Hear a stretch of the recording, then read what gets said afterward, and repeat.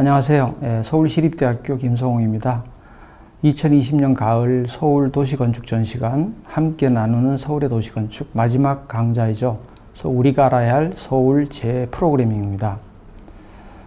오늘 제가 나누게 된 것은 크게 한 두 가지 분야로 나누는데요. 앞부분에는 재건축, 재개발을 중심으로 최근 서울에서 행해지고 있는 그 아파트 건설에 대한 이야기를 하고, 후반부에 가서는 제 프로그램에 대해서 말씀을 좀 나누도록 하겠습니다.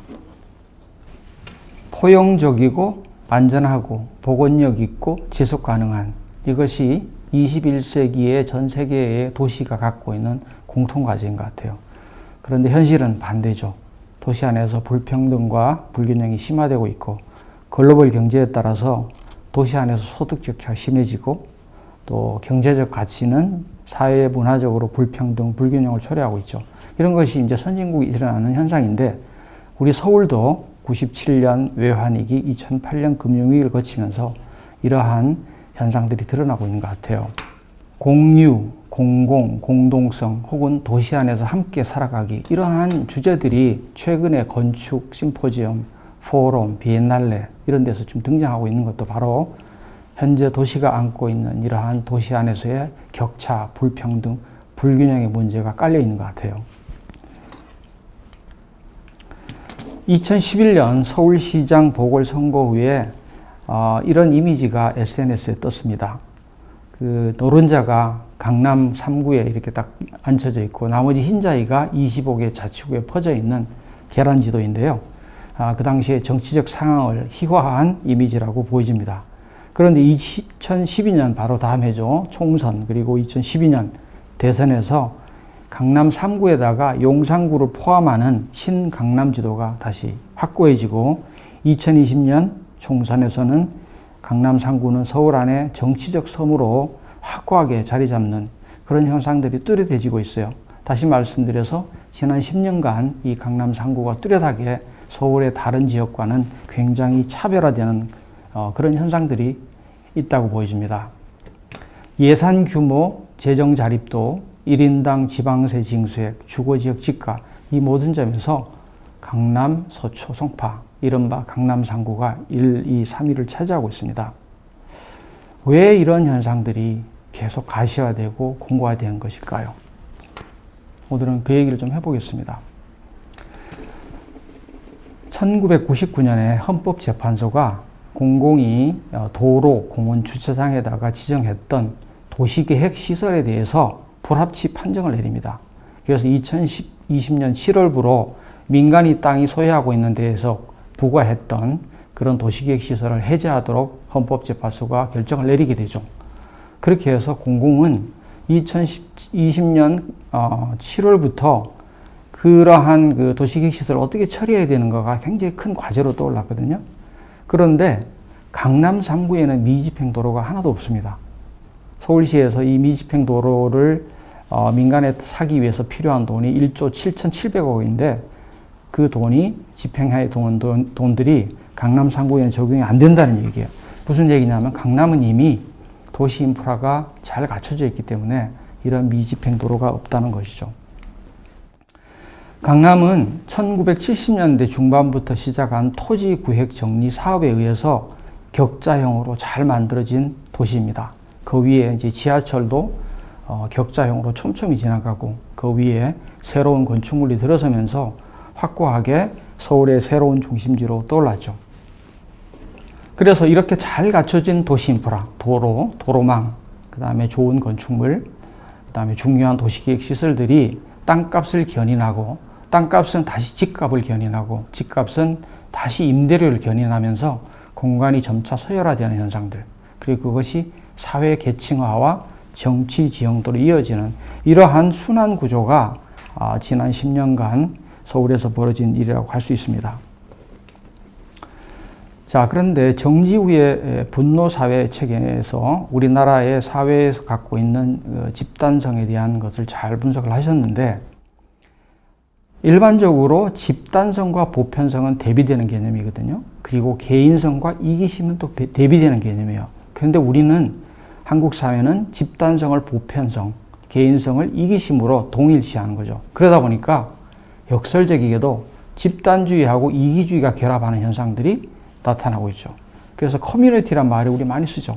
설계에서도 많이 쓰는데 소속감, 공유, 친밀감을 느끼는 사회적 단위인데 이것이 동일성으로 묶인 집단으로 기형적으로 굳어지는 현상들이 지금 한국 사회에서 벌어지고 있다. 이렇게 말씀드릴 수 있습니다. 자, 이 그림은 서울의 지도 위에서 지난 1960년부터니까 지난 60년 동안 행해졌던 각종 도시계획 사업을 오버래핑한 그림이에요. 자, 그런데 그 면적이 서울의 도시화 지역의 70%에 해당해요. 그러니까 다시 말씀드려서 지난 수십 년 동안에 서울의 70% 땅을 갈아엎었다는 얘기죠. 그리고 그 위에 건물이 섰고 또 그 위에 선 건물들이 새롭게 또 지어지고 했으니까 서울의 역사가 630년이 다 돼가는데 건축물의 나이는 사실은 70년도 안 됐다는 얘기죠. 그러니까 서울의 역사를 100년으로 보면 건축물의 나이는 10살인 거예요. 어린 아이죠. 그러니까 문제도 많고 여러 가지 문제들을 야기한다. 이렇게 볼 수가 있을 것 같아요. 자, 그런데 그렇게 수많은 사업 중에서 면적상으로 가장 큰 면적을 차지하는 게 이제 세 가지가 있는데 첫 번째가 토지구역정리사업, 두 번째가 택지개발사업, 세 번째가 재개발, 재건축 사업이에요. 오늘은 이 세 번째를 중심으로 제가 서울 재프로그래밍 이야기를 한번 좀 풀어가 보겠습니다. 자, 이 그림은 재개발, 재건축 사업의 지역을 오버래핑한 그림인데 노란색으로 보이시나요? 노란색 부분이 재개발 사업, 그 다음에 보라색 부분이 재건축 사업인데요. 재개발 구역은 강북의 구릉지, 그리고 강남에서는 동작구, 구릉지에 많이 몰려 있고 모양이 벌레가 갉아먹은 것처럼 이렇게 나무처럼 들쑥날쑥하시죠. 반면에 재건축 구역은 강남, 서초, 송파, 강동구에 있고 평평한 땅이 많아요. 그리고 경계도 네모 반듯반듯해요. 이 사진은 강북의 인왕산에서 서대문과 용산구를 바라본 사진이고 저 뒤에 관악산이 보이죠. 그리고 아파트들이 불쑥불쑥 쏟아 있습니다. 그 다음에 이 사진은 남산에서 앞에 보이는 데가 한남동이고 강 건너 저 뒤에가 압구정동하고 잠원동입니다. 자, 이 두 사진을 보면 사실은 다 아파트예요. 그런데 다 같은 아파트 단지처럼 보이지만 이 두 지역의 아파트 단지는 다른 사업으로 만들어졌다는 걸 오늘 얘기하고 싶어요. 다른 사업입니다. 자, 앞에서 본 인왕산에서 본 아파트 단지는 주로 주택 재개발 사업이에요. 그리고 지금 보는 거는 주택 재건축 사업입니다. 주택 재개발 사업은 시작부터가 공공이 주도하는 공적 사업이었고 주택 재건축은 민간이 주도하는 민간 사업이었습니다. 두 성격이 달라요. 그런데 2003년에 주택 재건축 사업이 도시정비법으로 편입되면서 주택 재개발 사업도 공적 성격의 도시기획 사업으로 편입이 됐습니다. 그런데 이 두 사업은 궁극적으로 대단히 아파트를 짓는 사업으로 거의 귀결되는 그런 현상이 만들어졌습니다. 그러니까 재개발 사업은 단독주택을 허물고 아파트를 짓는 사업이고 재건축은 층고가 낮은 아파트를 층고가 높은 아파트로 짓는 사업이라고 얘기하더라도 크게 틀린 말이 아닐 정도로 두 사업이 거의 같아졌다.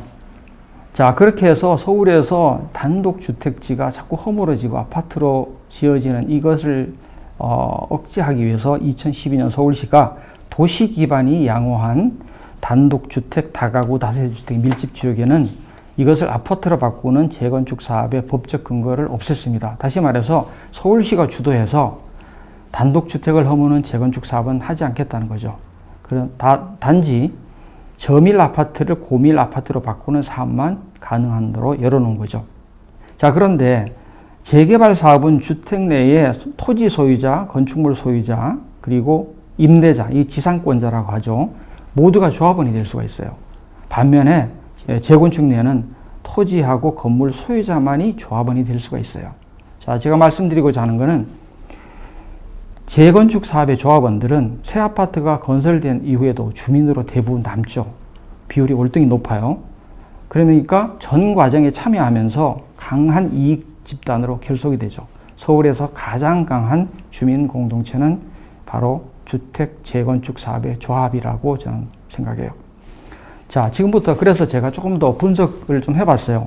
2013년부터 2017년 사이에 서울의 도시 건축 관련 심의의 대상이었던 24개의 아파트 단지를 분석을 했는데, 이 기간이 어떤 기간이었냐면 금융위기가 지나간 이후에 대출 규제를 완화하고 철거 및 재건축 승인 요건을 완화한, 그렇게 해서 건설이 호황을 누렸던 시기예요. 자, 제가 분석한 내용은 크기, 밀도, 높이, 양의 변수, 그리고 평면, 배치, 단지 경계부. 저는 이 모폴로지라 하는데 어떻게 보면 공간의 공간 형태를 말하겠죠. 이 두 가지의 변수 사이에 어떤 상관관계가 있는지를 분석을 했습니다. 자, 우선 이 아파트 24개 단지를 만드는 사업별 유형을 분석을 해보면 주택 재개발과 재건축은 도시정비법에서 만들어집니다. 그러니까 이거 민간과 공공이 함께하는 성격을 갖고 있고, 민간주택 건설 사업도 있습니다. 이거는 공적 사업이 아니에요. 민간이 주도하는 사업이에요. 그것은 주택법에 의해서 만들어집니다. 주택 리모델링도 주택법입니다. 주택 리모델링은 기존의 아파트를 부수지 않고 수직을 증축하거나 수평으로 증축하는 사업을 말하는 거죠. 그리고 사업은 아닌데 공공주택 특별법에 따라서 공공임대주택을 기존에 있는 사업에다가 얹혀서 결합하는 것들이 하나의 사업으로 분류를 할 수 있습니다. 바로 이렇게 네 가지 플러스 공공주택 사업이 합쳐진 것의 사업의 큰 유형이라고 할 수 있겠습니다. 자, 그렇게 24개를 분석해 보니까 첫 번째, 주택 재건축 사업이 10개예요. 압도적으로 많았습니다. 그리고 모두 강남 3구에 집중되어 있었습니다. 자, 이게 조감도이죠. 거의 다 비슷비슷하게 생긴 조감도들입니다. 그 다음에 민간주택 건설 사업이 또 10개예요. 우선 이게 지금 같은 축척으로 그린 배치도인데 보면 조금 더 주택 재건축 사업보다 크기가 좀 작죠. 그리고 규모 경계부도 좀 불규칙하게 보실 겁니다. 그 다음에 이렇게 생겼습니다. 조금 앞에서 본 거하고는 조감도 이미지도 좀 다르죠. 조금 들쑥날쑥하고 배치도 좀 다르게 보이실 겁니다. 그 다음에 주택 재개발 사업이 이때는 2개밖에 없었습니다. 그리고 이건 주택 리모델링 사업입니다. 자, 어떤 느낌인지 여러분 이제 보셨을 텐데, 이 조감도로만 봤을 때는 크게 차이를 못 느끼실 거예요. 그래서 제가 지금부터 이제 규모를 좀 한번 분석을 해보겠습니다. 대지 면적이 평균이 52,000 평방제곱미터입니다. 그리고 건폐율이 26.7, 용적률이 310, 층수가 30층, 세대수가 1,400세대 정도가 평균인데, 첫 번째로 52,000 평방제곱미터가 과연 어느 정도의 크기인가를 한번 따져볼까요? 맨하탄 뉴욕의 블록 하나의 크기가 이 사업의 크기의 3분의 1 정도예요. 그러니까 얼마나 이게 큰 단위인지 아실 겁니다. 그 다음에 슈퍼블록이라고 하는 강남의 이 블록의 크기의 12분의 1 정도가 바로 이 크기라고 볼 수가 있습니다. 주택 재건축 최소 면적이라는 거 있어요. 도시정비법 시행령에서 정한 게 10,000제곱미터 이상을 했으면 좋겠다라는 거예요. 법 취지는 뭐냐면 너무 단위가 작아져서 이 단지의 성격을 가지지 못하니까 이 정도 크기는 돼야 되겠다는 게 법의 취지예요. 그런데 그 법의 취지하고는 상관없이 대부분의 아파트 크기는 훨씬 크죠. 거의 5배 크기라고 볼 수가 있습니다. 그리고 서울의 평균 대지 면적이 250제곱미터예요. 그러니까 24개 연구 대상 단지의 평균이 52,000이니까 200배가 넘습니다. 다시 말해서 아파트 단지를 하나를 만들기 위해서는 수백 동의 단독주택을 철거하고 기존의 도시 조직을 완전히 다 지운 다음에 그 위에 하나 혹은 2개의 필지로 이루어진 새로운 조직을 만드는 것이 바로 이 사업이라고 말씀드릴 수 있습니다. 그 중에서도 대표적으로 지금 9번째 단지는 면적이 126,000 제곱미터니까 평균에 거의 2.5배 정도 되는, 그리고 세대수도 3,700세대고 층수도 35층이니까 서울의 도시 기본 계획에서 세운 최고 층수를 다 맞추는 그런 단지라고 볼 수 있습니다. 다음은 좀 밀도를 한번 얘기해 보겠습니다. 용적률이 평균이 310이에요. 자, 이것을 보면은 우리 이제 건축과 도시하는 분들이 이렇게 생각할 거예요. 이게 굉장히 애매한 숫자구나. 왜냐하면 우리 도시 국토계획법의 조례에 의해서 하면은 정한 용적률이 있죠. 그죠? 그래서 2종 일반 주거지역은 200, 3종은 250, 준주거는 400 있는데 이건 310은 상당히 애매한 거잖아요. 그래서 굉장히 애매한 숫자구나 이렇게 보실 텐데, 자, 우리가 일반적으로 알고 있는, 그러니까 필지 단위 설계를 할 때 알고 있는 조례상의 용적률과는 다른 용적률 체계가 지구 단위 계획에서 만들어져 있습니다. 그게 이제 세 단계인데 첫 번째가 기준 용적률입니다. 기준 용적률은 조례에서 정한 용적률 범위 안에서 입지 여건을 고려해서 블록별 필지별로 별도로 정한 용적률이에요. 그러니까 일반적으로 조례에서 정한 것보다 낮게 책정을 합니다. 그 다음에 허용 용적률은 대지안의 공지, 친환경 계획, 공공보행 통로 등 특정 계획 요건을 충족을 하면 그 주어지는 인센티브하고 기준 용적률을 합한 용적률을 허용 용적률이라고 합니다. 어렵죠? 그래서 일반적으로 우리가 알고 있는 용적률과 이 허용 용적률이 대체적으로 비슷하다고 할 수 있습니다. 그 다음에 이제 세 번째가 상한 용적률인데, 토지와 건물의 일부를 도로, 공지나 공공시설로 공공에 제공할 경우에는 인센티브를 주거든요. 그 인센티브와 허용 용적률을 합한 용적률이 바로 상한 용적률이 되는 것입니다. 그러니까 우리가 일반적으로 알고 있는 조례상의 용적률보다도 상한 용적률이 더 높습니다. 자, 그런데 토지주와 개발자의 관점에서는 자기의 땅과 건물의 일부를 공공에다 내놔야 돼요. 그러니까 그 가치를 환산해야 되겠죠. 내가 내놓는 가치하고 덤으로 획득한 용적률로 얻어지는 면적의 임대 수익을 다 저울질해서 어느 것이 더 유리한 다음에 판단해서 기부 체납을 결정하게 되겠죠. 그런데 대부분의 경우는 상한 용적률을 택합니다. 왜냐하면 용적률로 얻어서 낸 수익이 더 크기 때문에. 그래서 서울에서 허용 용적률은 필수치가 되고 상한 용적률은 목표치가 되는 것이 일반적인 프로토콜이라 할 수 있습니다. 그리고 단위 면적이 커질수록, 사업이 커질수록 용적률을 얻는 인센티브가 더 커지는 폭이 커집니다.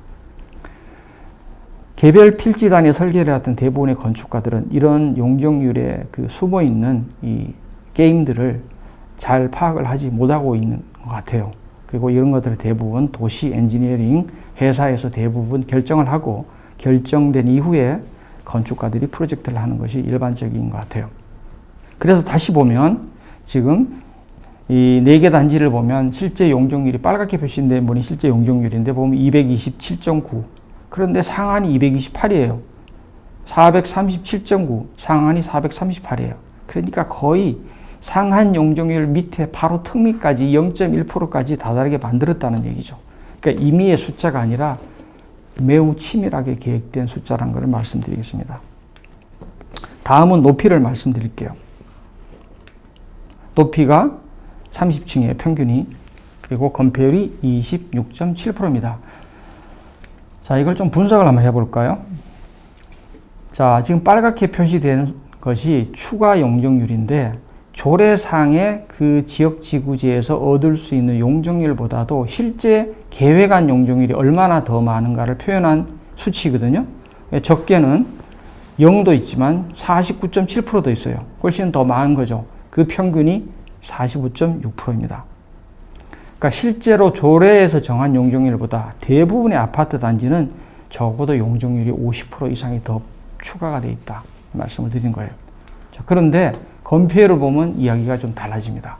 건폐율은 마이너스 28.7이에요. 심지어는 많은 단지는 마이너스 39%까지 내려가요. 자, 이게 무슨 얘기죠? 건폐율은 조례 정한 것보다 훨씬 낮고 용적률은 조례보다 훨씬 높은 이 두 가지 상관관계는 무엇을 의미하는 것일까요? 자, 개발업자 입장에서는 용적률을 최대로 찾는 것은 상수예요. 수학에서. 층수를 높이는 건 변수입니다. 먼저 용적률을 최대한 높여놓고 나서 층수를 높일 수 있는 데까지 높이는, 말하자면 협상을 하는 거죠. 공공과. 그렇게 해서 얻어지면서 아파트의 타이폴로지가 정해집니다. 다음은 단위 평면을 한번 보겠습니다. 이것이 L자 평면의 3호 혹은 4호 조합인 가장 일반적인 평면이죠. 그리고 최근에 이 2005년에 아파트 발코니가 합법화 되죠. 발코니 확장이. 뭐 좋은 이름으로 합법하지만 뭐 다르게 말하면 행정력을 동원해가지고 그동안에 불법으로 만들었던 이 아파트 발코니를 원상 회복하는 것이 거의 불가능하다고 공공이 파악하고 합법화를 시킨 거죠. 그 이후에 발코니를 확장을 전제로 만들어진 기형적 평면들이 이제 분양시장에 등장을 했고, 뭐 여러분 많이 공동주택 설계하신 분들은 잘 아시겠지만 평면을 그릴 때 발코니 확장 전의 평면과 발코니 확장 후의 평면이 두 가지 평면이 있는, 그렇게 해서 확장된 면적을 이 부동산 시장에서는 서비스 면적이라고 하는 아주 이상한 이름들이 붙어서 지금 분양이 되고 있는 그런 현실입니다. 자, 이 그림은 빨갛게 칠해진 부분이 바로 발코니 확장으로 얻어지는 잉여의 용적률입니다. 저 용적률은 건축물 대장에 산입이 되지 않는 비공식적인 면적입니다.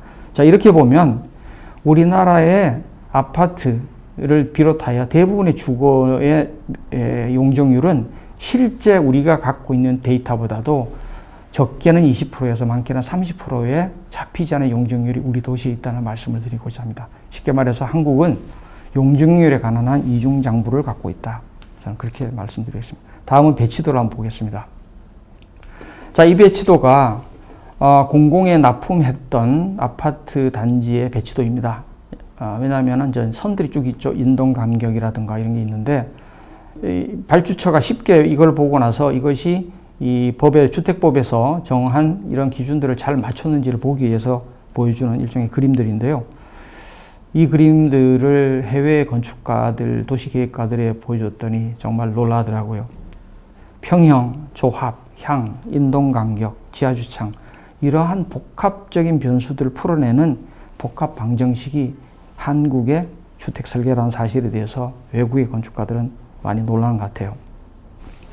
자, 그래서 24개 제가 분석했던 단지를 같은 축척으로 같은 오리엔테이션, 남향으로 이렇게 배치를 해보면 이런 그림이 나옵니다. 지금 그림이 좀 작게 그려서 잘 안 보이시겠지만 자세히 확대를 해보면 앞면이 옆면보다 긴 횡장형, 그리고 남향을 중심으로 해서 동남향, 서양향으로 45도 정도 꺾인, 저는 이것을 부메랑 평면이라고 하는데, 이 부메랑 평면이 모든 단지에 공통적으로 있다는 거죠. 그러니까 리모델링으로 만든 두 개를 빼고는, 그거는 이미 1980년에 만들어진 단지니까 그 빼고 나서 나머지 단지는 대부분 다 같은 평면이다, 이렇게 말씀드릴 수가 있습니다. 그런데 이러한 그 단지와의 비판이라든가 배치의 획일화라든가는 이미 많은 연구자들이 이미 비판을 한 사실이고, 많은 연구라든가 이런 거에서 우리 사회에서 이미 제기된 문제라고 보여집니다. 자, 그런데 오늘 저는 조금 다른 각도에서 좀 얘기를 하고자 해요. 바로 밀도의 불평등에 대해서 좀 얘기를 하고자 싶습니다. 이 도시 안에서의 이 밀도의 불평등이 어떻게 지금 전개되고 있느냐에 대한 얘기를 좀 하고 싶어요. 자, 공공임대주택입니다. 제가 앞서서 4개의 사업의 유형과 공공임대주택 프로그램을 얘기했죠. 공공임대주택 프로그램을 주면 인센티브를 주는 프로그램을 했는데, 실제로 공공임대주택을 도입한 사업은 재건축에서는 2개, 그리고 민간주택 사업에서 7개가 되고, 제가 연구했을 때는 재개발 사업에서는 없었습니다. 자, 그 다음에 용도지역 상향인데요. 민간 주택 건설 사업은 대부분 용도지역 상향을 합니다. 그러니까 2종이면 3종, 3종이면 준주거로. 그렇게 해야만 도시 인프라를 건설할 수 있는 그 잉여의 공간들을 만들어낼 수 있기 때문에 용도지역 상향을 하는 게 대부분의 일반적인 패턴인데, 재건축 단지는 용도지역 상향이 없었습니다. 제가 조사한 바는. 자, 이게 뭐를 의미하는지 좀 얘기를 해볼게요. 자, 용도지역도 상향을 하고 공공임대주택도 한 사업이 바로 2, 4, 6, 7개 단지인데, 이 단지의 평균 용적률이 400%고 층수는 평균이 34층입니다. 즉, 용도지역 상향과 공공임대주택을 결합해서 고층 고밀 아파트가 지어지는 그런 현상이죠. 자, 왜 이런 현상들이 벌어질까요? 그리고 이런 단지는 어떤 문제점을 가지고 있을까요? 구릉지의 대부분, 구릉지 원주민들은 아파트가 지어지기 전에 대부분 다 떠납니다. 그러면 그 돈을 감당할 수 없기 때문에. 그리고 준공 후에는 주택조합이 해체돼 버리기 때문에 지속 가능한 주거 환경을 감시할 안정된 주체가 없습니다. 집값을 떨어뜨린다고 공공주택을 반대하는 그 목소리도 상대적으로 작죠. 반면에 부유한 재건축 아파트 단지에서는 사업이 끝난 후에도 대부분의 원주민들이 남습니다. 그러다 보니까 이들은 사업 과정에 적극적으로 개입을 해서 공공임대주택 건립을 피하려고 하죠. 재개발과 재건축 사업에 적용하는 임대주택 건립 의무의 차이도 이 불균형을 심화하는 하나의 요인이라고 보여집니다. 현재 재개발 사업을 하면 의무적으로 일정 비율을 임대주택으로 지어야 됩니다. 그런데 재건축 사업에는 이런 의무사항이 없습니다. 2005년에 정부가 주택 재건축 구역 내에 거주하는 무주택 세입자들을 위해서 도심에 있는 주택 재건축 사업에도 임대주택을 짓도록 의무화를 합니다. 2005년에. 그런데 4년 뒤인 2009년에는 재건축 사업의 임대주택 공급 의무화를 폐지하고 대신에 소형 공급으로 대체를 합니다. 자, 그러다 보니까 재건축 사업 조합 입장에서는 굳이 기피시설로 낙인이 찍힌 임대주택을 그 단지 안에 지을 이유가 이제 없어진 거예요, 법적으로. 그 결과 조합은 일정 비율 임대주택을 지어야 하는 상한 용적률까지 올리지 않고 허용 용적률까지만 밀도를 높이려고 하는 거죠. 이해가 가시겠어요? 아까 제 3단계의 지구단위 기획에서 용적률 체계에서 어떤 사업은 상한까지 가고 어떤 사업은 허용까지 간다 그랬는데 바로 강남의 부유한 재건축 단지는 상한까지 잘 가지 않는다 이거죠. 왜냐? 임대주택 공급을 피하기 위해서. 이처럼 결속력이 상대적으로 약한 민간 지역조합은 일단 양에 집착을 해요. 왜냐하면 일단 연면적이 커야만 그 사업비를 충당할 수 있기 때문에. 반면에 결속력이 단단한 재건축조합은 양과 질을 저울질을 해서 장기적으로 어떤 것이 더 경제적으로 이익이 된다고 판단한 다음에 적정 밀도의 개발안을 고수하게 되는 거죠. 그래서 정부하고 서울시의 정책 의도와는 달리 공공주택 프로그램은 역설적으로 도시 내 격차를 더 벌리는 그러한 역할을 하게 된다는 거죠. 자, 이제 경계부 얘기를 하는데 아파트 단지와 아파트 단지 바깥에 있는 경계부에 미치는 영향도 재건축과 재개발의 영상이 좀 다릅니다. 자, 이것이 이제 재개발인데 구릉지죠. 이렇게 그 아주 급경사지에 39층이에요, 심지어. 그리고 용적률이 400%가 되는 이런 그 단지에서 연접부에는 사람의 키보다도 훨씬 높은 이런 옹벽들이 만들어져요. 그래서 필연적으로 자연지형이 훼손됩니다. 그리고 아파트 밀도가 높아지면 높아질수록 단지 안도 그렇고 단지 바깥에 있는 환경이 열악해지는 이런 악순환이 계속 반복이 됩니다. 주차장이 지금 지하로 3, 4층까지 내려가죠. 그러니까 땅을 많이 파게 되고 그 바닥 면적을 적게 만들기 위해서 개발업자와 건설사는 가급적이면은 그 고저차가 없는 주차장을 만들려고 그러죠. 그러다 보니까 필연적으로 경계부에는 높은 옹벽들을 만들고 자연경관을 훼손하게 되는 그런 결과를 만들어집니다. 자, 이 그림은 그 재개발 사업이 끝나고 났을 때의 도시 조직을 보여주는 그림입니다. 이 재개발 사업의 결과는 몸에 비유하면 그 상처 부위에 새살이 돋는 거하고 같대요. 그러니까 상처가 심하고 도리는 부위가 크면 흉터가 많이 남죠. 전형적인 구릉지 주거지인 성동구 금호동의 일대가 보여주는 재개발의 흉터를 이 조직이 잘 보여주는 것 같습니다. 반면에 강 건너 아파트 지구에 세워진 아파트 단지 모습은 좀 달라집니다. 지금 경부 고속도로를 사이에 두고 서쪽에는 아파트 단지, 동쪽에는 토지 구역 정리 사업으로 조성된 조밀한 주거지에 각종 복합 건축이 들어차 있습니다. 이 두 가지가 잘 대비가 되죠. 그리고 이처럼 그 재개발 재건축의 연접부의 다른 방식으로 경계부를 만들어냅니다. 재개발은 뚜렷한 물리적 경계부를 만들어내고 재건축은 심리적, 사회적 경계부를 만들어내는 그런 결과를 만들어냅니다. 그래서 저는 이것이 서울에 앞서서 말씀드린 대로 도시화 지역의 70%를 갈아엎었다 그랬죠. 그러다 보니까 도시 조직들이 다 다르게 생겼어요. 그래서 이질적 도시 형태하고 반면에 주거는 굉장히 동질적이죠. 이 두 개가 역설적으로 조합된 것이 지금 서울에서 벌어지는 일이다. 이렇게 말씀드리겠습니다. 네, 오늘 이 영상을 보시는 분들이 어떤 분들인지 잘 모르겠는데 아마 건축과 관련된 일을 하시는 분들 혹은 일반인들도 계시겠지만 아마 건축 설계를 하시는 분들이 많을 거라고 생각해요. 그리고 아마도 2008년 금융위기 이후에 그 건축계에 발을 들인 그런 분들이 많으리라고 저는 좀 생각을 하는데요. 여러분들이 지금 접하고 있는 가장 중요한 법들이 아마 건축법일 것 같은데 오늘 제가 지금까지 말씀드린 이런 사업들은 사실은 건축법보다는 주택법과 도시정비법이라는 다른 법에 의해서 많이 사업이 이루어졌다는 말씀을 오늘 드리고자 해요.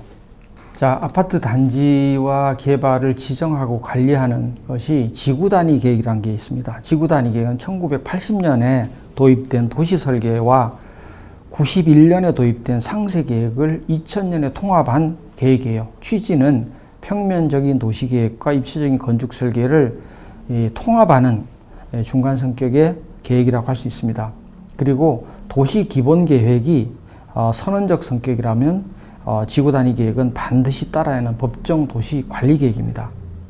자, 그래서 지금 화면에서 보시는 아파트 지구에 세워지는 계획, 정비구역에 세워지는 계획, 택지개발지구에 계획, 이 모든 계획이 지구단위 계획에 해당합니다. 이걸 상당한다 그래요. 그것이 수립되면 지구단위 계획으로 가름하게 되어 있습니다.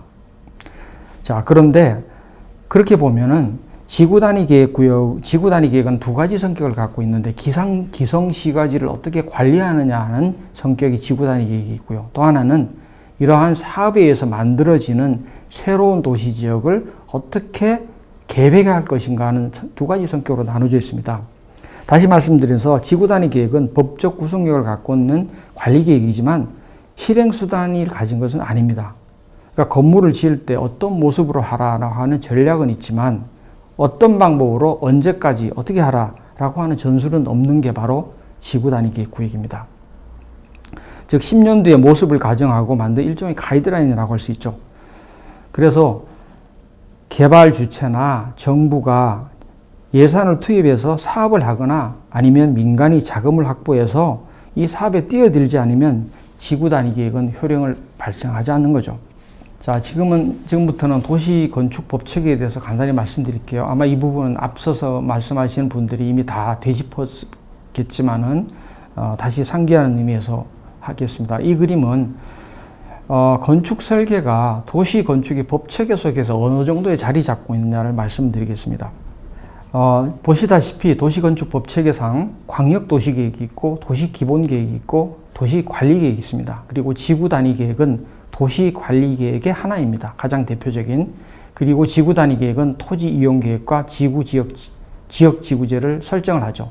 따라서 대부분의 건축가들이 하는 설계 프로젝트는 지구단위 계획으로 지정했거나 지구단위 계획으로 지정하지 않은 땅에서 필지 단위로 하는 건축 설계가 대부분일 것입니다. 그러나 지금까지 서울을 움직여왔던 대단히 사업들은 그렇게 이루어진 것이 아니라 도시기본계획과 도시관리 사이에 있는 정비사업에 의해서 만들어진 지구단위 하에 있다는 얘기를 오늘 지금 말씀을 드리고자 합니다.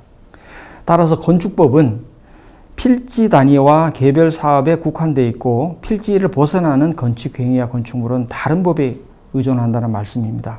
그래서 이 사업의 방식도 다르죠. 그러니까 건축법에 의한 개별 건축물은 건축 허가를 받아야 되고 주택법에 의한 주택건설 사업은 사업계획 승인을 받아야 되고 도시정비법에 의한 재개발 재건축 사업은 사업 시행 계획인가 이름도 어렵죠.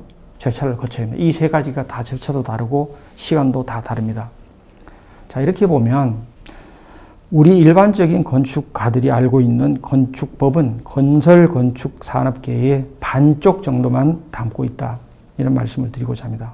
즉 서울의 큰 변화는 필지 단위를 넘어서는 대단위 사업이 주도했다고 해서 과언이 아닙니다. 토지구역정리 사업, 택지개발 사업, 도심 재개발 사업, 주택 재개발 사업, 주택 재건축 사업, 이런 굵직굵직한 사업이 서울을 크게 면적으로, 공간적으로 크게 바꿔왔습니다. 그리고 개발과 공적 사업은 민간 사업이 아니라 공적 사업입니다. 공공이 주도로 계획을 수립하고 사업을 관리하고 재정을 지원하고 있습니다. 그리고 여러 가지 용적률이라든가 다른 걸 통해서 밀도를 제어할 수도 있고 공공임대주택을 지을 수 있는 게 바로 정비사업입니다. 자, 이제 마지막으로 서울재 프로그램에 대해서 얘기를 해보겠습니다. 왜 서울재 프로그램이 필요한 것인가?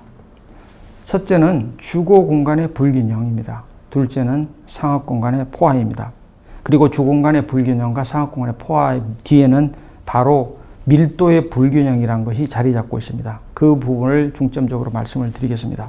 자, 우선 우리 서울에는 도시 안에서 적정 가격 주택이 부족하다는 게 아마 제일 중요한 문제 같아요. Affordable Housing이라고 그러죠. 그리고 두 번째는 강남과 비강남의 불균형이 점차 심화되고 있다. 저출산의 근본원이 주거비와 사교육비라고 하는 사실은 우리가 모두가 공감하는 사실인 것 같아요. 사회에 첫 발을 내딘 청년층과 자녀를 키우는 신혼부부가 서울에 들어와서 살 수 있어야 되는데 그렇지 못하니까 1시간씩, 2시간씩 출퇴근을 하는 이러한 것이 지금 계속 가중되고 있는 현상인 것 같아요.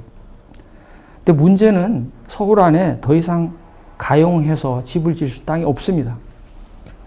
그래서 심지어는 도시계획 시설인 그런 철도 부지 위에다가 집을 지으려고 노력도 하고 고가도로 위에 짓기도 하는 이런 사업들이 지금 서울시가 노력을 하고 있습니다. 그만큼 땅이 없다는 얘기죠. 그렇다고 가용한 땅에다가 마냥 밀도를 높일 수도 없습니다. 앞서 말씀드린 대로 구릉지에다가 400%의 용적률의 집을 지을수록 환경이 부영향도 커지기 때문입니다. 즉 좋은 밀도와 나쁜 밀도 균형을 어떻게 잡느냐의 문제예요. 밀도의 균형의 문제라고 볼 수 있습니다. 두 번째는 유비쿼터스 근생이라는 표현을 씁니다. 유비쿼터스는 도처에 어느 때나 도처에 있는 그런 것을 뜻하는 것이죠. 근생, 근린생활시설이죠. 근생과 상업 공간이 서울에 너무 많습니다. 자, 이 표는 서울의 자치구별로 아파트와 사무소와 근린생활시설의 면적을 보여주는 자료인데 자료는 조금 오래됐습니다만 지금도 큰 변화는 없을 것 같습니다. 자, 아파트는 구별로 들쑥날쑥해요. 예를 들면은 중구는 아파트가 적고 노원구는 아파트가 많죠. 주거지역이니까. 그 다음에 사무소도 노원구는 적고 대신에 중구는 많고. 그런데 근린생활시설은 25개 자치구에 골고루 많이 퍼져 있습니다. 왜 그럴까요? 우리나라의 도시계획과 건축법의 특성상 근린생활시설은 살아가는 생활에 필요한 시설이기 때문에 어디에다 들어갈 수 있게끔 법 제도가 만들어져 있어요.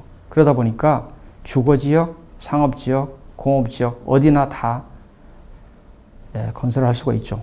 그래서 근생은 건축 유형이라기보다는 일종의 하나의 도시의 감초 같은 역할을 하기도 하고 저는 접착제라는 표현을 좀 쓰고 싶은데 건물을 여러 가지 성격이 다른 건물을 붙여는 그런 접착제 역할을 하는 것이 바로 근생이라고 할 수 있습니다. 이 그림은 강남의 블록에서 도로 간선도로변에서 시작해서 주택가 내부로 깊숙이 점차 침투해 들어가는 근생의 모습들을 보여주고 있습니다. 이거는 합정동과 홍대죠. 홍대는 이미 상업화가 많이 돼 있고 상수동이라든가 다른 지역까지 근생이 주택가 안으로 계속 들어가는 이런 현상들이 특히 2000년대 이후에 심화되고 있습니다. 왜 이런 것들이 많을까요? 이거는 경제 구조에 기인한다고 볼 수 있습니다. 2014년에 우리나라의 경제 활동 인구 중에서 자영업자의 비율을 보면 그리스, 터키, 멕시코에 이어서 26.8%로 많습니다. OECD 평균보다도 거의 한 10%가 더 많죠. 이 비율도 상당히 지금 낮아진 거예요. 지금 2007년에는 훨씬 더 높았는데 지금 낮아졌습니다. 여기가 바로 자영업자들의 터전이죠. 그러한 산업구조에 기인해서 상당히 많은 근생들이 공급되어 왔던 겁니다. 자, 그런데 이번에 코로나 사태에서 보듯이 상업활동의 중심이 오프라인에서 이제 온라인으로 옮겨가고 있습니다. 이렇게 과잉 공급된 근생을 재구조하는 일이 도시계획의 현안으로 떠오를 것이라고 생각해요. 문제는 주택처럼 데이터베이스가 그렇게 많지가 않아요. 이제는 주택처럼 이 건생에 대해서도 빅데이터를 이용해서 그것이 어떻게 과잉 공급되는지를 이제는 좀 아주 세밀하게 들여다봐야 될 것 같아요. 그리고 산업 구조에 맞게 이런 용도를 유연하게 조절할 수 있는 그러한 전략과 전술이 필요한 것 같아요. 그러니까 토지 이용 계획의 원칙과 현실 간의 괴리가 있는데 이 균형을 어떻게 맞추느냐의 문제가 도시계획의 현안이라고 생각해요. 4대 자영업자 국세청 통계에 따르면 2016년에 10개 중에서 9개가 폐업을 한답니다. 그리고 서울시는 절반이 6년 내에 폐업한다. 아마 이런 것들이 더 심화되지 않을까 싶고, 이것은 물론 크게는 경제와 산업 구조의 문제지만은 건축과 도시의 문제이기도 합니다. 자, 그래서 이제 마지막으로 이제 역사도심 얘기를 해보겠습니다. 역사도심은 그 4대 문안과 한양도성의 내부를 합친 지역을 역사도심이라고 합니다. 그리고 이 역사도심은 이 면적상으로 보면 서울에서 차지하고 있는 비율이 대단히 미미합니다. 그리고 인구 숫자도 그렇게 많지가 않아요. 그러나 정치적, 사회적으로 여전히 역사도심이 갖고 있는 무게감은 여전히 중요하죠. 서울시청이 여기 있고 청와대도 여기 있고 많은 해외 공간들이 역사도심에 다 위치를 하고 있습니다. 자, 그런데 이 역사도심에서 재생사업과 정비사업에 대한 이 갈등과 이 해법이 그렇게 단순하지가 않습니다. 그래서 2010년 이후에 그 도시재생 선도 사업을 하기 시작하죠. 그래서 서울에서는 가장 먼저 한 선도 사업이 어디냐면 창신동, 숭인동이었습니다. 역사도심 안에서 했죠. 그리고 그 이후에 해방촌, 가리봉동, 성수동, 장이동 뭐 이런데 신촌, 그 다음에 상도동, 암사동 이렇게 했습니다. 암사동을 제외하고는 모두 다 강북에 있습니다.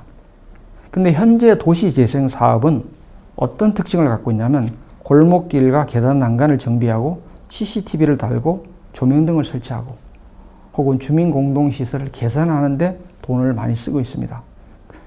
근데 정작 필요한 도로하고 공공주차장 등의 기본적인 도시 인프라에는 직접 손을 대기가 어려운 제한적 사업이에요. 그 돈이 너무나 많이 들었기 때문에. 자, 그렇게 보면 점진적 도시재생은 강북이 아니라 오히려 강남에 할 수 있어요. 강남은 도시 인프라가 잘 갖춰져 있기 때문에 도시재생이 가능합니다. 반면에 강북은 도시재생으로 하기에는 한계가 있다. 이 말씀을 저는 오늘 드리고 싶어요. 여기가 테헤란로입니다. 테헤란로를 따라서 보면은 15층, 20층, 최근에는 30층 이상의 고층 건물이 딱 질비해 있죠. 바로 뒤에는 아파트 단지들이 또 있습니다. 그리고 그 뒤에는 다가구 다세 주택들이 있어요. 그러니까 의외로 강남에는 소득 대비 임대료를 감내할 수 있는 수준의 다가구 다세대 주택이나 연립주택이 상당히 혼재되어 있어요. 비싼 아파트만 있는 게 아니라 그렇지 않은 아파트도 있다는 거죠. 즉 다양한 주거가 공급이 되어 있기 때문에 거기에 필요한 인프라와 또 상업시설이라든가 근린생활시설을 서로 이 호환 작용을 할 수 있는 그런 곳이 바로 강남인 반면에 강북에는 그렇지가 않은 것 같아요. 자, 저는 세 가지 이유에서 강북의 특히 역사도심에 대해서 새로운 접근법이 필요하다고 좀 말씀드렸어요. 첫째는 주택 공동화인 것 같아요. 역사도심에는 중산층이 들어가서 살 주택의 선택지가 별로 없는 것 같아요. 아주 비싼 뭐 북촌이라든가 혹은 그 조금 비싼 그런 그 아파트가 있긴 하지만 이 중산층이 들어갈 수 있는 선택지는 그렇게 많지 않은 곳이 바로 역사도심인 것 같아요. 낮에는 유동인구가 많지만은 밤에는 대부분 다 빠져나가는 불 꺼진 도시가 됩니다. 그런데 이거는 도심 공동화라 볼 수는 없는 것 같아요. 도심 공동화는 도시 전체가 다 비어지는데 역사도심은 그렇지는 않아요. 여전히 전통적인 제조업이 살아있고 시장도 살아있고 경제활동이 벌어져요.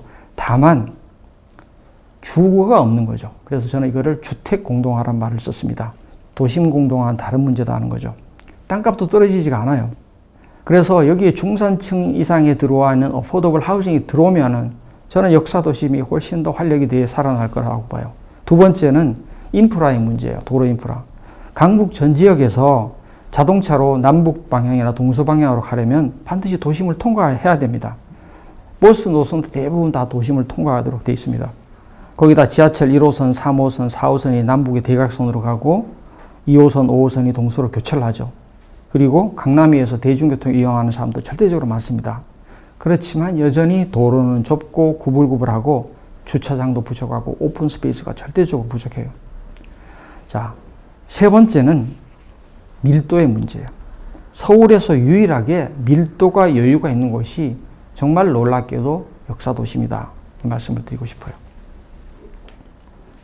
여기가 강남역이죠. 저 코너가 강남역이고 윗부분이 이제 테헤란로우, 그런데 빨갛게 표시한 부분이 상업지역이고 분홍색이 3종 일반지역, 그 다음에 회색으로 표현된 부분이 2종 일반주거지역입니다.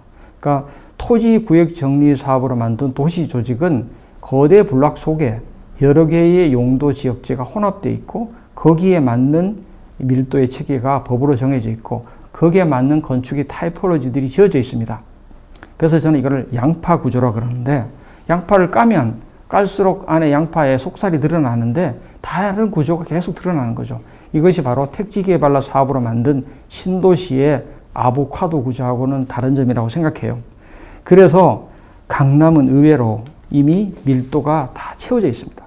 상업지역에 맞는 밀도, 3종에 맞는 밀도, 2종에 맞는 밀도가 다 채워졌어요. 밀도가 이미 포화 상태에 이르렀다는 뜻이죠. 따라서 최근에 테헤란로가 판교나 도심의 재개발 지역에 비해서 그 상업과 업무 공간에서 경쟁에서 좀 밀린다는 얘기가 나오는 이유는 바로 더 이상 개발할 수 있는 여력이 있는 땅은 없다는 거죠. 이미 개발의 가능성이 다 끝났다는 얘기예요. 이제는 재생을 해야 되는 게 바로 놀랍게도 강남이 재생의 대상이라는 것을 말씀을 드리고 싶겠습니다. 반면에 강북은 그렇지가 않아요. 지금 보시는 지도에도 보듯이 여기는 역사도심이라서 밀도가 이미 1960년 이후로 상업지역으로 지정돼서 최대 용적률이 600%까지 되어 있습니다. 그런데 어떨까요? 150%도 되지 않는 용적률이 되어 있는 겁니다. 세운지구를 제가 보여드리고 있는데 재개발과 재생사의 교착 상태에 빠진 것은 바로 밀도의 괴리 때문인 거예요. 그러니까 상업지역이 600%의 용적률을 갖고 있는 토지주 입장에서는 600%에 맞는 건물을 짓고자 할 거예요. 그런데 현재는 그렇게 지을 방법이 없는 거예요. 그런데 땅값도 떨어지지가 않습니다. 그러니까 잠재적 개발 이익은 높은데 그것을 실현할 수 있는 수단은 없는 거예요.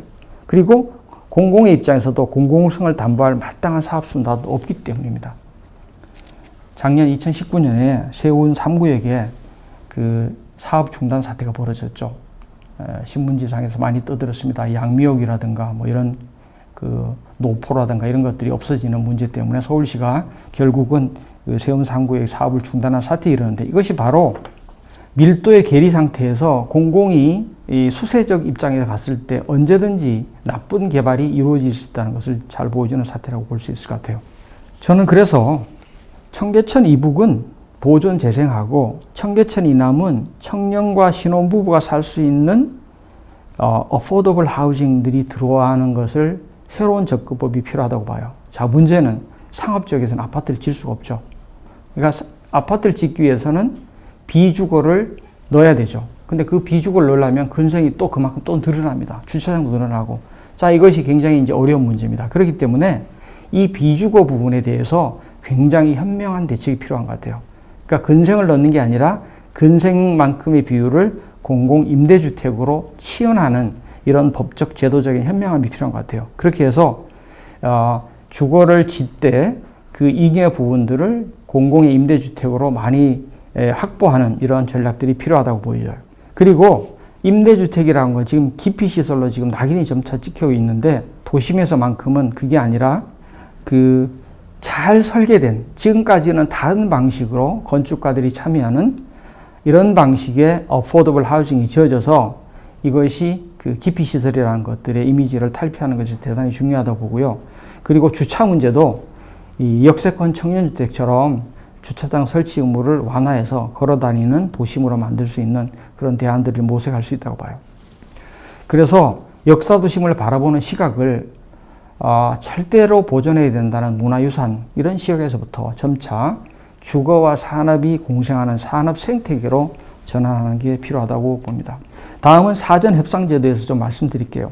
좀 생소한 제도이죠, 여러분들. 서울에는 대규모 부지가 있는데 이것들의 개발이 안 되고 있는 그런 유휴부지들이 있습니다. 큰 부지들이. 대형 복합 건축을 설계하기 위해서 기본 구상을 민간 사업자가, 민간 토지주가 먼저 내놓고 서울시하고 협상을 벌입니다. 그러면 협상에 합의한 내용을 지구 단위 계획에 반영되는 제도가 바로 사전협상 제도예요. 그러면 공공은 개발 밀도를 높여줍니다. 민간한테. 그리고 민간은 대지와 시설의 일부를 공공에 기여하는 제도입니다. 그러니까 서로 간에 주고받는 그런 제도예요. 서로 간에 협상을 해서 협상에 합의해서 개발을 한다는 전제에서 이루어지는 사업이거든요. 그렇게 해서 필지 단위에서는 불가능한 용도지역 상향하고 건축법 완화의 길을 열어주는 제도입니다. 대표적으로 지금 현대가 삼성동 현대차 GBC, 용산 관광버스 터미널, 홍대 역사, 고덕동 서울 승합차고지, 여기는 이미 사업이 지금 진행되고 있고요. 지금 진행되고 있는 데가 강남역의 롯데칠성 코롱 스포렉스 부지죠. 굉장히 큰 부지죠. 동서울 터미널 수색역사, 성동구치소, 도봉구 성대야구장, 또 성대역과 석계역과 가운데역 구간에 아주 큰 철도 부지 안에가 이런 사업들이 지금 협상의 중입니다. 근데 이 협상 테이블에는 토지 이용 계획, 교통 계획, 공원, 녹지 계획 등 거시적 공간 계획부터 시작해서 아주 미시적인 건축 계획까지 테이블이 오릅니다. 그래서 그 테이블에는 도시계획, 교통, 개발사업 전문가, 그리고 건축사들이 합류해서 개발을 협상을 벌입니다. 이 자리가 저는 매우 중요한 자리라고 생각해요. 왜냐하면 여기서는 필지 단위에서 우리가 할 수 없는 여러 가지의 공적 내용들을 건축가가 참여해서 훨씬 더 질을 높일 수 있는 길이 열려져 있는 제도가 이 제도라고 생각을 해요. 그리고 이 제도를 통해서 공공임대주택을 공급할 수도 있고 과다한 상업공간 비율을 조절할 수도 있어요. 재구조를 할 수 있는 굉장히 유효한 수단이라고 저는 생각해요. 특히 소셜 믹스를 할 수 있는 중요한 대상입니다. 소셜 믹스는 바로 분양주택과 임대주택을 섞여서 사회적, 경제적 배경이 다른 사람들이 어울리게 하는 방안이잖아요. 이 소셜 믹스가 기존에 있는 시가지에서는 하기가 굉장히 어렵다는 것이 앞서서 말씀드렸습니다. 워낙 저항이 많기 때문에. 반면에 이 대단위 부지에서는 토지 소유자들이 사업자이기 때문에 이것들을 실현할 수 있는 훨씬 여지가 많다. 그래서 공공임대주택은 도시 양극화를 해소할 수 있는 핵심 수단인데 이 부분들을 여기서 할 수 있습니다. 지금 서울시와 정부는 공공임대주택을 공급하려고 노력을 굉장히 많이 하고 있습니다만은 저항이 만만치가 않아요. 여전히 우리나라의 임대주택 비율은 OECD 국가 평균의 절반밖에 되지 않습니다.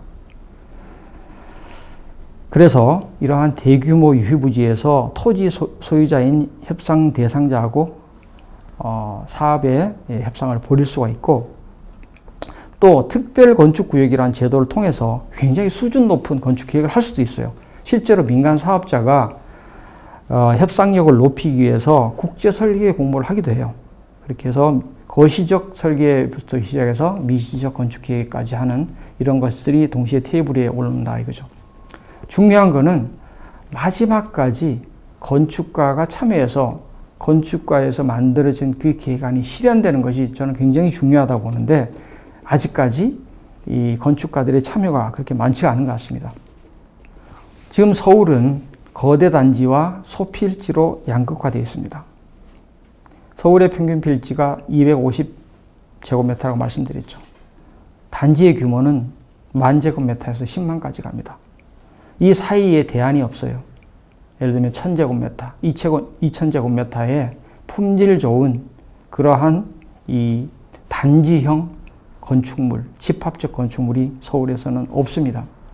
이것이 바로 서울이 처한 하나의 문제이기도 하고 또 우리 건축계획과 도시계획과 풀어야 할 숙제라고 생각합니다. 또 하나는 건설과 건축이 양분된 문제예요. 지금은 건축이 끝나면 그 다음엔 건설이 받아서 사업을 하는 이런 구조가 양분된 구조고 이것이 우리나라의 건축과 도시에 만드는 상당히 걸림돌로 아직까지 자리 잡아서 풀어야 될 숙제입니다. 마지막으로 오늘 이 강좌를 보고 계시는 분들 중에서 2008년 이후에 건축계에 뛰어드는 건축가 분들이 계신다면 말씀드리고 싶어요. 도시와 건축의 경계, 이 부분이 선입견으로 보면 굉장히 높아 보이지만 우리가 조금만 공부하고 노력을 하면 얼마든지 들어갈 수 있는 영역이라 생각하고 있습니다. 그리고 건설과 건축의 경계도 얼마든지 넘나들 수 있는 그런 실력들을 우리가 쌓아야 된다고 저는 생각해요. 그래서 도시의 외적 힘을 학습하고 건설 엔지니어들하고 같이 일할 수 있는 실력을 쌓는 것들이 저는 굉장히 다음 세대의 건축가들한테 필요한 일이라고 생각하고요.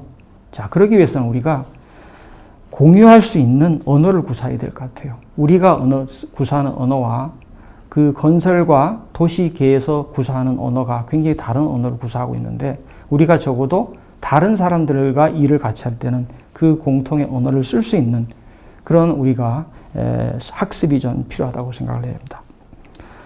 레비 스트로스가 이런 말을 했습니다. 한 곳을 깊이 파는 고슴도치와 여러 곳을 살피는 여우의 모습이 바로 브릭골레르라는 말을 썼거든요. 저는 서울이 지금 필요한 것이 바로 이러한 다면적인 브릭골레르 건축가라고 생각을 합니다.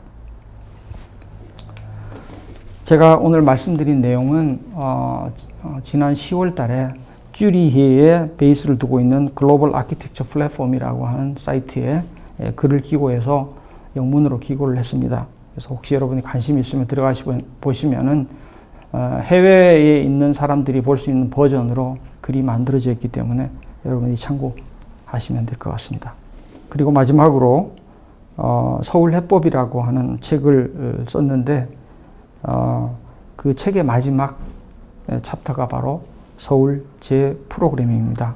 그래서 오늘 이 책이 나온 지가 한 3일이 됐는데 오늘 이렇게 우연히 강의를 하게 됐습니다. 혹시 여러분들 중에서 오늘 제가 나눈 이야기들 중에서 좀 더 궁금한 부분이라든가 좀 더 구체적인 얘기를 알고 싶은 분들은 이 책의 마지막 챕터를 읽어보시면 도움이 되리라고 생각합니다.